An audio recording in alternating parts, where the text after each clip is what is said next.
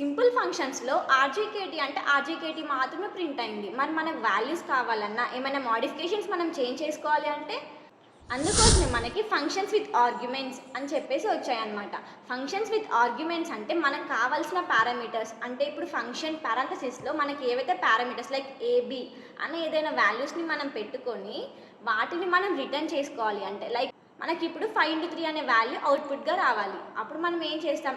ఏబీని pass చేసుకొని functions call చేసేటప్పుడు ఆ పారామీటర్స్‌కి వాల్యూస్‌ని అసైన్ చేసుకుంటాం అన్నమాట. టేబుల్స్ ఫంక్షన్స్ క్రియేట్ చేసేటప్పుడు వాడతామో వాటికి వాల్యూస్ మనం ఫంక్షన్స్ కాల్ చేసేటప్పుడు మనం యాడ్ చేస్తాం అన్నమాట. మనకి ఎన్ని వేరియబుల్స్ ఉన్నాయో అన్ని వాల్యూస్‌ని మనం ఫంక్షన్ కాల్ చేసేటప్పుడు యాడ్ చేస్తాం అన్నమాట. ఇది function with argument. And the next one is function with arguments and with return value. అంటే ఏం లేదు. ఇక్కడ ఏంటంటే మనం ముందు దాంట్లో ప్రింట్ స్టేట్మెంట్స్‌ని ఫంక్షన్‌లో పెట్టుకున్నాం. బట్ ఇక్కడ ప్రింట్ స్టేట్మెంట్స్‌ని ఫంక్షన్‌లో కాకుండా ఎప్పుడైతే మనం ఫంక్షన్ కాల్ చేస్తున్నామో అక్కడ ప్లేస్ చేసుకుంటాం అన్నమాట. అండ్ రిటర్న్ స్టేట్మెంట్‌ని మనం కోడ్ బ్లాక్‌లో అంటే ఎక్కడైతే మనం ఫంక్షన్ రాస్తున్నామో ఆ బ్లాక్‌లో ప్లేస్ చేసుకొని వాటి వాల్యూస్ అంటే ప్రింట్ స్టేట్మెంట్‌ని మాత్రం ఎప్పుడైతే ఫంక్షన్ కాల్ చేస్తున్నామో అక్కడ ప్లేస్ చేసుకుంటాం. అది function with arguments and with return value.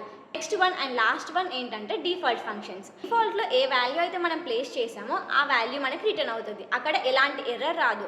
So మనం ఎప్పుడైతే పారామీటర్స్ మర్చిపోయినప్పుడు ఆర్ ఏదైనా ఒకటి డిఫాల్ట్గా మనకి ఎవ్రీ టైం ప్రింట్ అవ్వాలి అంటే మనం డిఫాల్ట్ ఫంక్షన్స్ యూజ్ చేయాలి. దానివల్ల ప్రతి టైం ఎప్పుడైతే మనం ఫంక్షన్ కాల్ చేస్తామో చేసినప్పుడు అలా ఆ డిఫాల్ట్ స్టేట్మెంట్ అనేది ప్రింట్ అవుతుంది అనమాట. Yeah that's it for this video. In next video we will discuss about Python libraries like NumPy, Pandas, Matplotlib. వీటి గురించి మనం బ్రీఫ్గా తెలుసుకుందాం. Follow for next video.